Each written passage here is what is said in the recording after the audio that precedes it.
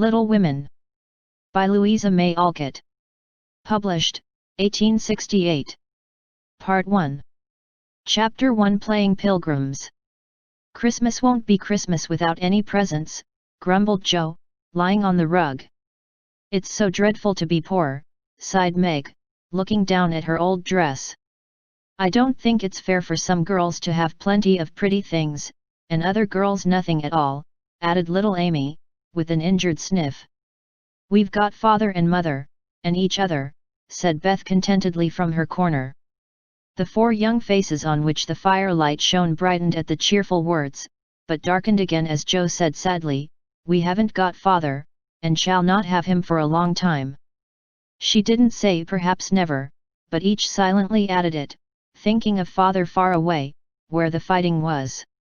Nobody spoke for a minute, then Meg said in an altered tone, You know the reason mother proposed not having any presents this Christmas was because it is going to be a hard winter for everyone, and she thinks we ought not to spend money for pleasure, when our men are suffering so in the army.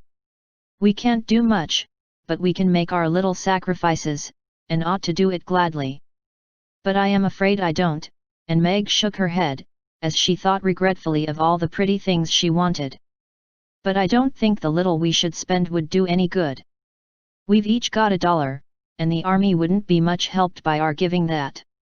I agree not to expect anything from mother or you, but I do want to buy Undine and Cintran for myself. I've wanted it so long, said Joe, who was a bookworm.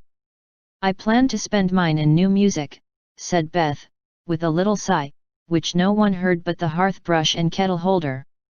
I shall get a nice box of Faber's drawing pencils, I really need them, said Amy decidedly. Mother didn't say anything about our money, and she won't wish us to give up everything.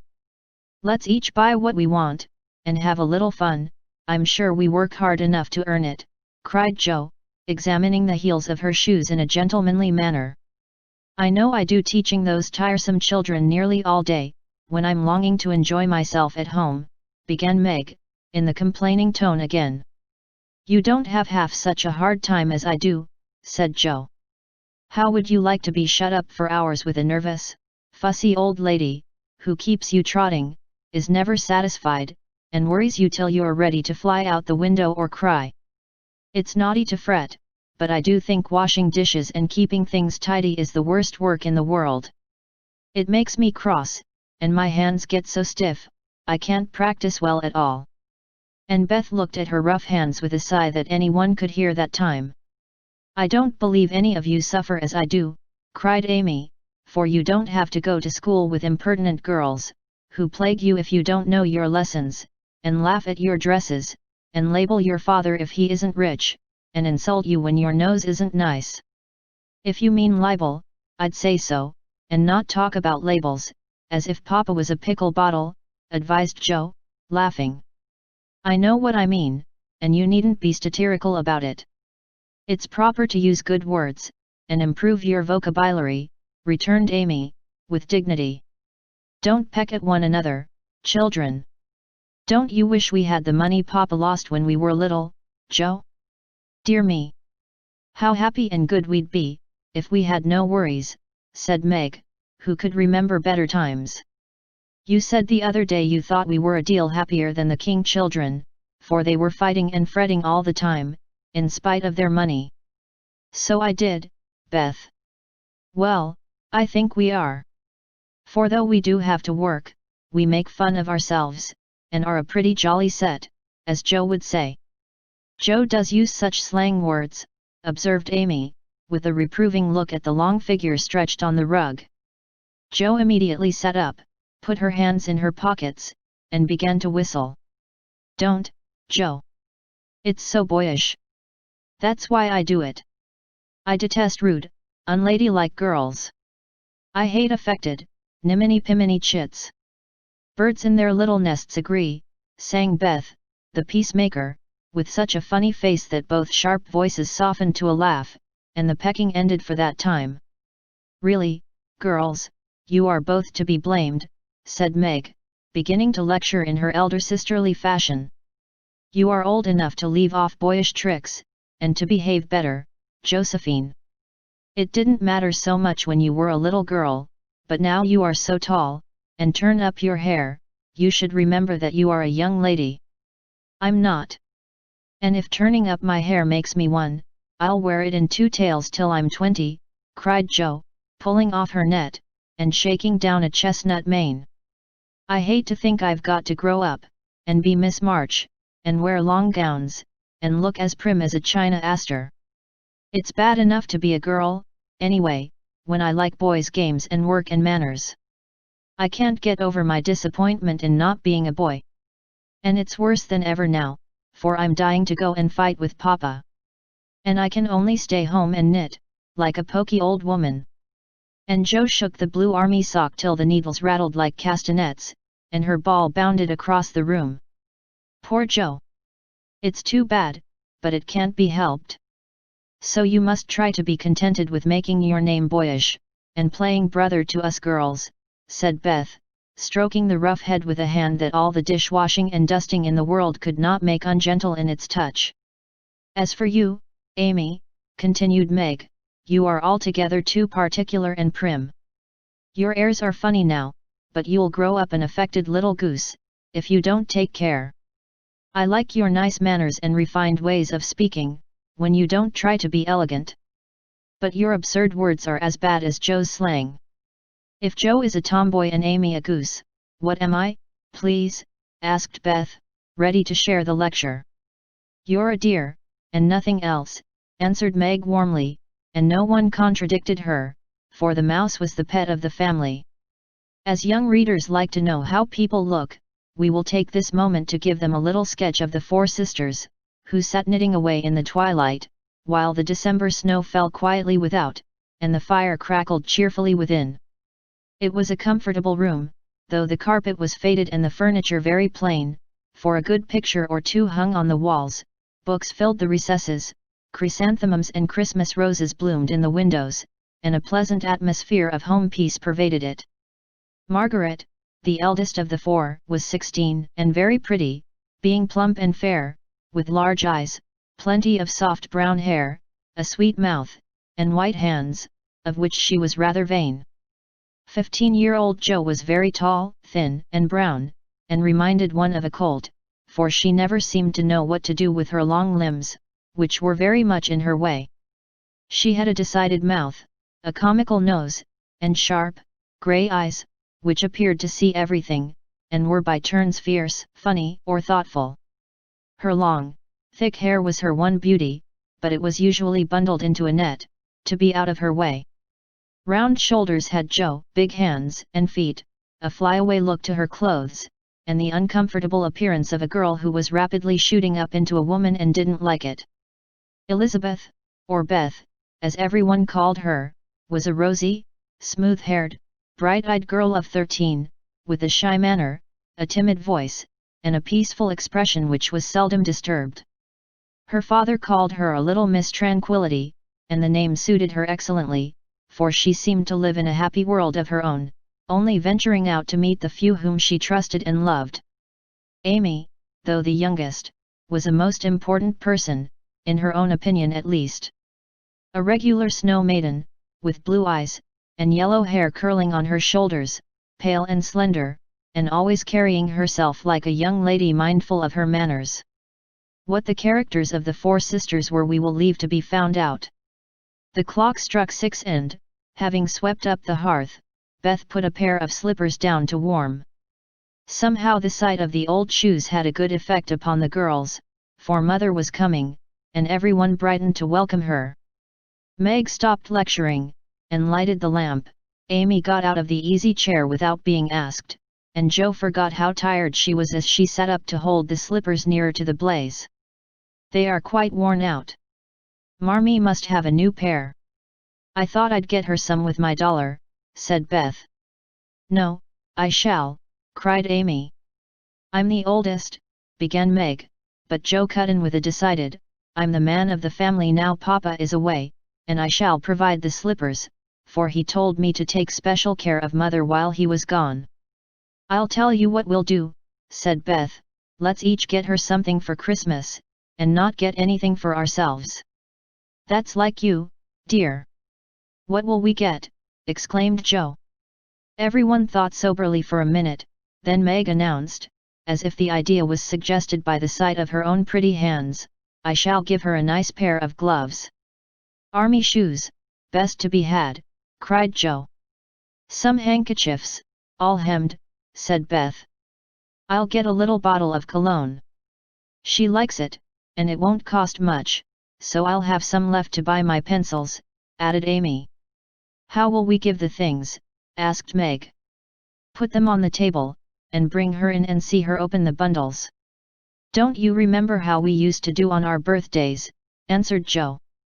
I used to be so frightened when it was my turn to sit in the chair with the crown on, and see you all come marching round to give the presents, with a kiss. I liked the things and the kisses, but it was dreadful to have you sit looking at me while I opened the bundles, said Beth, who was toasting her face and the bread for tea at the same time.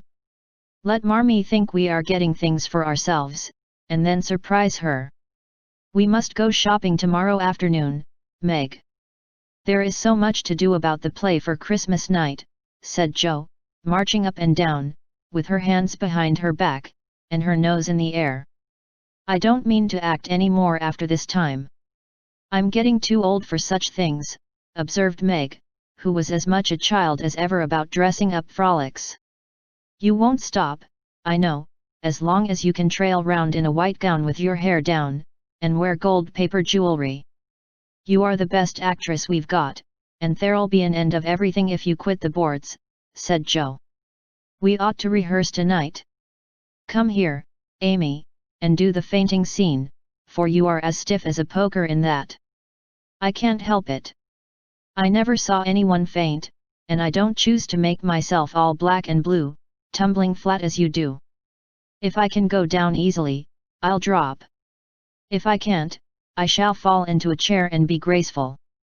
I don't care if Hugo does come at me with a pistol, returned Amy, who was not gifted with dramatic power, but was chosen because she was small enough to be borne out shrieking by the villain of the piece. Do it this way. Clasp your hands so, and stagger across the room, crying frantically, Roderigo! Save me! Save me! And away went Joe, with a melodramatic scream which was truly thrilling. Amy followed, but she poked her hands out stiffly before her, and jerked herself along as if she went by machinery, and her ow was more suggestive of pins being run into her than of fear and anguish. Joe gave a despairing groan, and Meg laughed outright, while Beth let her bread burn as she watched the fun with interest. It's no use. Do the best you can when the time comes, and if the audience laughs, don't blame me. Come on, Meg. Then things went smoothly, for Don Pedro defied the world in a speech of 2 pages without a single break. Hagar, the witch, chanted an awful incantation over her kettleful of simmering toads, with weird effect. Roderigo rent his chains asunder manfully, and Hugo died in agonies of remorse and arsenic, with a wild, ha! Ha! It's the best we've had yet, said Meg, as the dead villain sat up and rubbed his elbows. I don't see how you can write and act such splendid things, Joe. You're a regular Shakespeare, exclaimed Beth, who firmly believed that her sisters were gifted with wonderful genius in all things. Not quite, replied Joe modestly. I do think The Witch's Curse, an operatic tragedy, is rather a nice thing, but I'd like to try Macbeth, if we only had a trapdoor for Banquo. I always wanted to do the killing part. Is that a dagger that I see before me? Muttered Joe, rolling her eyes and clutching at the air, as she had seen a famous tragedian do. No, it's the toasting fork, with Mother's shoe on it instead of the bread. Beth stage struck, cried Meg, and the rehearsal ended in a general burst of laughter. Glad to find you so merry, my girls, said a cheery voice at the door, and actors and audience turned to welcome a tall, motherly lady with a "Can I help you" look about her which was truly delightful. She was not elegantly dressed, but a noble-looking woman, and the girls thought the grey cloak and unfashionable bonnet covered the most splendid mother in the world. Well, dearies, how have you got on today? There was so much to do, getting the boxes ready to go tomorrow, that I didn't come home to dinner. Has anyone called, Beth? How is your cold, Meg? Joe, you look tired to death. Come and kiss me, baby.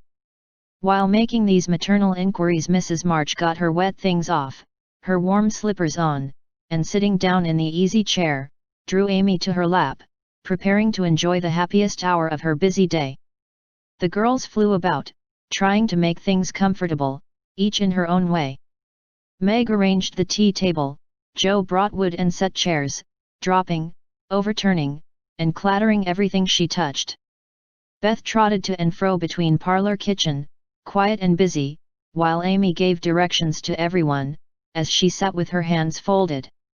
As they gathered about the table, Mrs. March said, with a particularly happy face, "I've got a treat for you after supper." A quick, bright smile went round like a streak of sunshine.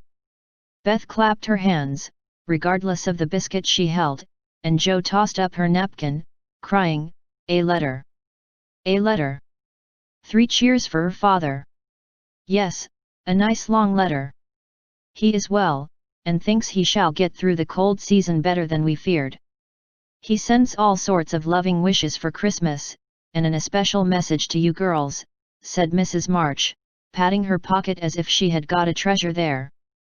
"Hurry and get done.